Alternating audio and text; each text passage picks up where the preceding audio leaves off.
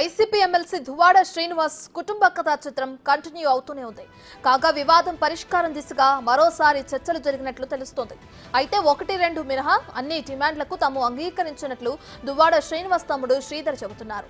వాణి తరపు నుంచి ఉంచిన 5 డిమాండ్లలో 3 డిమాండ్లకు దువ్వాడ శ్రీనివాస్ ఓకే చెప్పినట్లు తెలుస్తుంది. గ్రానైట్ ఫ్యాక్టరీతో పాటు అప్పులు, కుమార్తెల బాధ్యతను తీసుకుంటామని దువ్వాడ శ్రీధర్ అంటున్నారు. అయితే చర్చలు విఫలమయ్యాయంటూ దువ్వాడ వాణి తరపు లాయర్ దివాకర్ చెబుతున్నారు. ఏ డిమాండ్ కు దువ్వాడ శ్రీనివాస్ సిద్ధంగా లేరని అంటున్నారు. తమ ఆందోళన కొనసాగిస్తూనే ఉంటామంటున్నారు.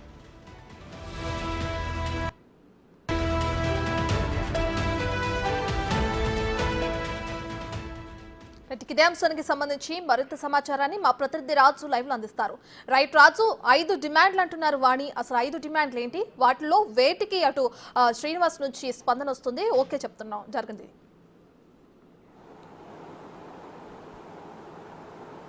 గత 6 రోజులుగా కూడా దువ్వాడ శ్రీనివాస్ ఇంటి దగ్గర దువ్వాడ వాణి, ఆమె కూతురు, ఇప్పుడు ప్రస్తుతం అయితే ఆ తల్లి, తండ్రి, బంధువులు అందరూ కూడా ఆందోళన చేస్తున్నటువంటి పరిస్థితి ఉంది.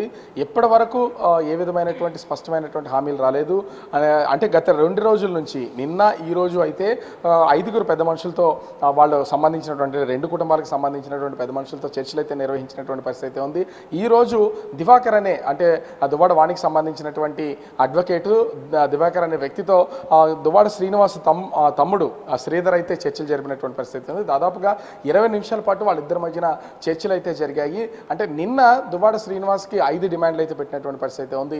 ముఖ్యంగా ఆ పర్లాకింలో ఉన్నటువంటి గ్రానైట్ క్వారీకి సంబంధించి అక్కడ దాని మీద దాదాపు ప్రభుత్వానికి 70 లక్షల వరకు ట్యాక్స్ కట్టాల్సి ఉంది. దాన్ని క్లియర్ చేసి ఆ క్వారీని ఓపెన్ చేయాలి. అదేవిధంగా టెక్కల్లో ఉన్నటువంటి ఒక ఇంటి బంగ్లాకి దాదాపు 8 కోట్ల వాల్యూ ఉన్నటువంటి బంగ్లాకి దానికి కూడా ట్యాక్స్ కట్టి దాన్ని రిజిస్ట్రేషన్ చేసి ఆ వీళ్ళకైతే అప్పగించాలి. అదేవిధంగా ముఖ్యంగా ఆ 2 కూతుళ్ళకి సంబంధించి 2 కూతుళ్ళ విషయంలోనూ కావలసినటువంటి 2వ కూతురికి పెళ్లి చేయడం, తన చదువుకు సహకరించడం, 2 కూతుళ్ళకి తనకు సంబంధించినటువంటి ప్రతిదీ దువ్వాడ శ్రీని చూడాలనేది 3వ డిమాండ్ ఉంది.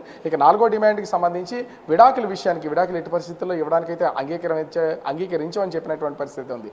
5వ డిమాండ్ ముఖ్యంగా ఇప్పుడు ధర్నా జరుగుతున్నటువంటి ఈ ఇంటి నిర్మాణంలో ఉన్నటువంటి ఈ ఇంటిని తన కూతురు పేరు మీద రిజిస్ట్రేషన్ చేసి తదనంతరం ఇచ్చేలాగా వీళ్ళైతే 5 డిమాండ్లు పెట్టినటువంటి పరిస్థితి ఉంది. అయితే 2 రోజుల పాటు వీళ్ళ ఇద్దరి మధ్యన జరిగినటువంటి, అంటే దువ్వాడ శ్రీనివాస్ తమ్ముడు శ్రీధర్కి అదేవిధంగా అడ్వకేట్ దివాకర్కి మధ్యన జరిగినటువంటి ఈ చర్చలు అయితే శ్రీధర్ చెప్తున్న దాని ప్రకారము అన్ని 95% మేము అన్ని అంగీకరిస్తున్నాము. అయితే ఇప్పుడు నివాసం ఉంటున్నటువంటి ఇల్లు, ఆందోళన చేస్తున్నటువంటి ఇంటిని మాత్రం రాసి ఇవ్వడానికి ఎట్టి పరిస్థితి లేదు. అన్న చాలా కాలం బ్రతుకుతారు, అప్పటి వరకు తనకు ఒక నివాసం అనేది ఉండాలి.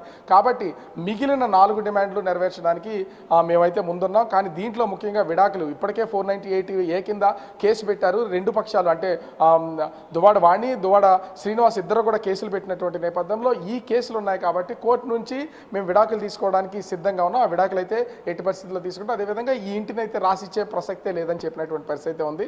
అయితే మనము అటు దువ్వాడ వాణి తండ్రిని, అదేవిధంగా అడ్వకేట్ దివాకర్తో కూడా మాట్లాడినటువంటి పరిస్థితి ఉంది. వీళ్ళు ఒకటే చెప్తున్నారు, ఈ చర్చలు అయితే ఫలించలేదు, మేము కోరినటువంటి ఏ డిమాండ్ని వీళ్ళు అంగీకరించలేదు, ఇది కేవలం వాళ్ళ నుంచి తప్పించుకోవడం కోసమే మేము ఆందోళన విరమింపు చేయడానికి తాత్కాలికంగా వీళ్ళు బయటకు వచ్చి చెప్తున్నారు తప్ప ఈ చర్చలు అయితే ఫలించలేదు, మా ఆందోళన కొనసాగిస్తామని చెప్తున్నటువంటి పరిస్థితి కనిపిస్తుంది. రత్న.